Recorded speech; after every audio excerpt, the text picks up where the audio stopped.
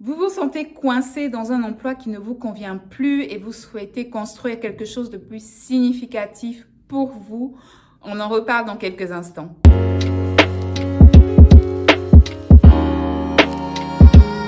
Alors, étape numéro 1, c'est tout simplement faire ses recherches. Donc, vous êtes à l'étape d'idée. Commencez par faire des recherches sur le produit ou le service que vous souhaitez commercialiser. Faites une étude de marché, par exemple. Analysez la concurrence. Essayez de voir en quoi vous serez unique. Qu'est-ce qui fera votre différence? Qu'est-ce qui fera votre unicité, votre positionnement dans le secteur du produit ou du service que vous voulez mettre sur le marché? Donc, faites des recherches avant d'aller plus loin, tout simplement. Étape numéro 2, démissionner ou pas. Donc, si vous êtes encore salarié, vous vous posez certainement la question de savoir si vous allez démissionner ou pas. C'est une décision très importante à ne pas prendre à la recherche. Premièrement, si vous êtes en couple, discutez-en avec votre partenaire de vie. Assurez-vous d'être sur la même longueur d'onde avant de prendre une quelconque décision. Est-ce que votre partenaire sera prêt à vous soutenir? Est-ce qu'il sera prêt à être un backup dans les moments où vous ne serez pas totalement présente? Vous aurez probablement moins d'entrée d'argent au quotidien. Est-ce que vous avez une bonne assise financière? Est-ce que vous avez des économies? Est-ce que votre partenaire pourra être complémentaire par rapport à cela? Si vous avez des enfants, est-ce que votre partenaire pourra vous soutenir, garder les enfants quand vous serez en train de courir pour aller à des réunions, pour aller à des formations, pour participer à des événements, du réseautage, etc. Donc, très important d'être sur la même longueur d'onde avec votre partenaire de vie en ce qui concerne votre décision de démissionner ou pas de votre emploi de salarié. Et comme j'ai dit tantôt, il faut être sûr d'avoir de bonnes économies. L'entrepreneuriat, c'est très, très difficile. Il y aura beaucoup de challenges, il y aura beaucoup d'imprévus. Donc, il faut être sûr d'avoir de bonnes assises financières. Et si vous avez été licencié, ça veut probablement dire que vous allez bénéficier d'indemnités pendant que vous serez en train de lancer votre business. Il y a pas mal d'agences d'aide à l'emploi qui proposent des accompagnements en ce sens, des formations, des incubateurs aussi qui proposent des formations, la plupart du temps gratuites, qui vous permettent de lancer votre business tout en bénéficiant des indemnités. Ça, c'est dans le cas où vous avez été licencié. Et encore, très important, si vous êtes en train si vous cherchez à démissionner, si vous souhaitez démissionner, faites très attention à l'entourage, aux personnes à qui vous êtes en train de parler de votre projet. Tout le monde n'est pas prêt à entendre et à recevoir votre décision de vous lancer. Tout le monde n'est pas prêt à vous envoyer de bonnes ondes, des ondes positives. Donc, vraiment, faites attention au cercle de personnes à qui vous parlez de votre projet d'entrepreneuriat. Tout le monde ne veut pas forcément votre bien, tout le monde ne veut pas forcément votre réussite. Étape numéro 3, c'est fixer des objectifs financiers réalistes. Donc, je ne suis pas en train de dire ici qu'il ne faut pas être visionnaire, qu'il ne faut pas voir loin, qu'il ne faut pas avoir de grands projets par rapport à son business. Ce que je veux souligner ici, c'est qu'il ne faut pas se mettre tout seul des bâtons dans les roues. Si vous avez un petit peu d'argent, si vous avez des choses concrètes qui vous permettent de vous lancer tout de suite, eh bien, allez-y. Ne procrastinez surtout pas, sinon vous n'allez jamais avancer. Commencez petit avec ce que vous avez. Si vous lancez un produit, si vous souhaitez commercialiser un produit, que vous avez un prototype, eh bien, commencez à le vendre en fait. Donc, vous pouvez commencer par votre entourage. Donc, vous n'avez pas besoin d'avoir beaucoup d'argent pour vous lancer dans l'entrepreneuriat. Si votre situation telle qu'elle est aujourd'hui vous permet de vous lancer, si vous avez petit et qu'avec ce petit que vous avez, vous pouvez déjà vous lancer, eh bien, allez-y. Et ensuite, quand vous aurez du bénéfice, quand vous aurez des retours sur investissement, vous pouvez réinvestir dans votre business et lui apporter la vision que vous souhaitez lui donner, l'impulsion que vous souhaitez lui donner. Mais ne surtout pas avoir des blocages tout seul parce qu'on n'a pas forcément toutes les ressources, parce qu'on n'a pas forcément tout l'argent nécessaire pour lancer le business selon la vision qu'on a en fait de ce business. Donc, commencer petit, il n'y a rien de mal à ça. C'est justement la seule chose qu'il faut faire quand on se lance dans l'entrepreneuriat. C'est la chose la plus importante, je voulais dire, qu'il faut faire quand on se lance dans l'entrepreneuriat.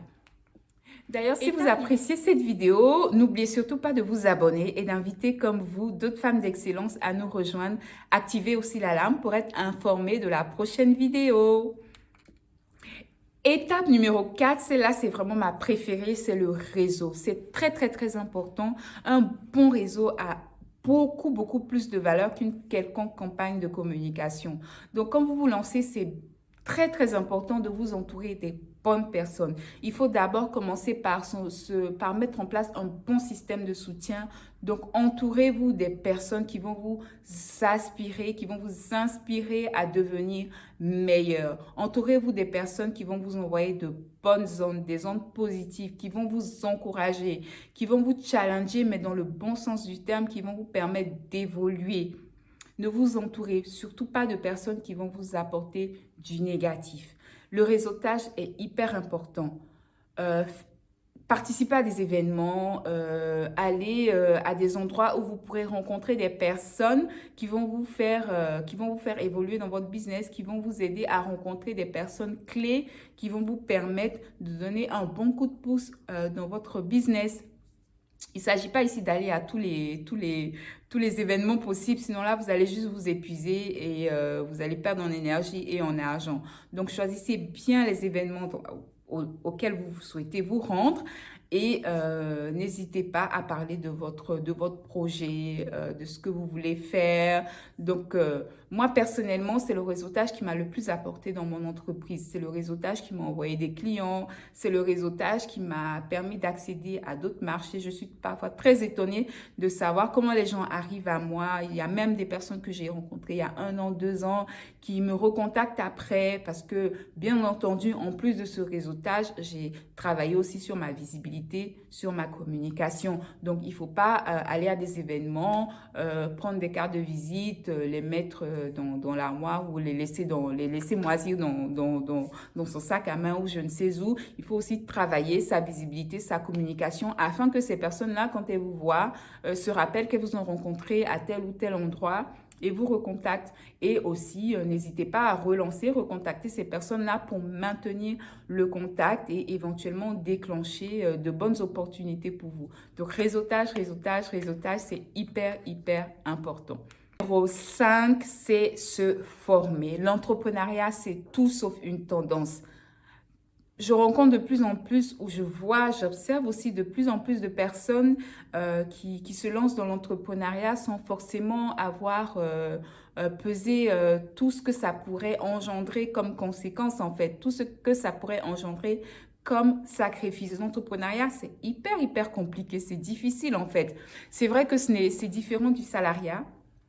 On a beaucoup plus de liberté, on a beaucoup plus de flexibilité dans son quotidien, mais c'est très difficile en fait. Donc la formation, elle est hyper importante. Une bonne entrepreneur doit avoir au moins une formation en gestion, en management et en comptabilité. Il ne s'agit pas ici de devenir expert comptable, non. Il s'agit juste d'avoir des bases pour pouvoir prendre de bonnes décisions pour son business.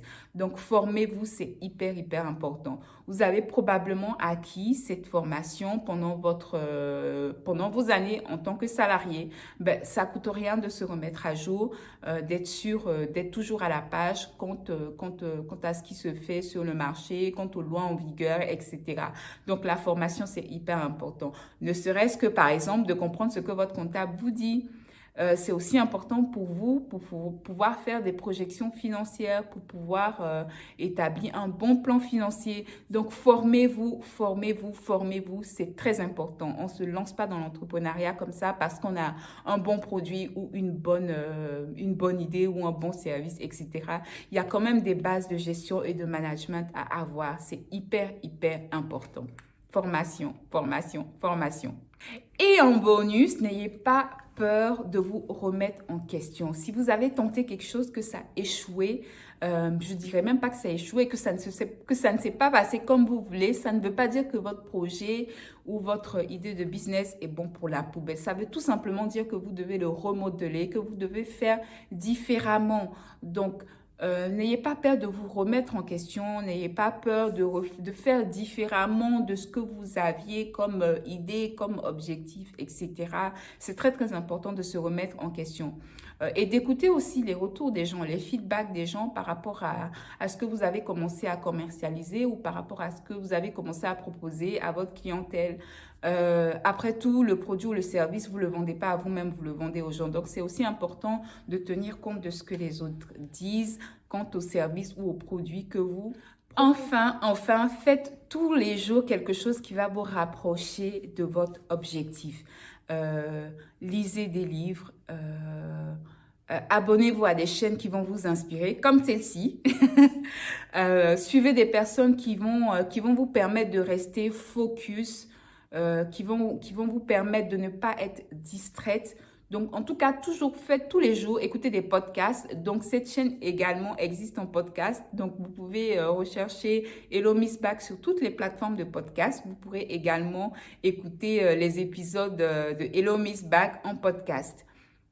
Donc, tous les jours, faites quelque chose qui va vous permettre de rester concentré dans votre projet, qui va vous permettre d'être inspiré, qui va vous permettre d'avoir le bon mindset surtout, afin de pouvoir prendre les bonnes décisions par rapport à votre projet, de voir les opportunités venir vers vous. Donc, c'est très, très important de faire ces petites choses-là tous les jours. Et voilà, on arrive à la fin de cette vidéo. J'espère qu'elle vous a plu et qu'elle vous a surtout été profitable. N'hésitez surtout pas à me le dire en commentaire. Abonnez-vous surtout, partagez la vidéo, ne la gardez pas pour vous seul et surtout, invitez d'autres personnes comme vous à nous rejoindre afin d'exceller ensemble et de se soutenir dans cette aventure entrepreneuriale. Je vous dis à très vite pour une prochaine vidéo.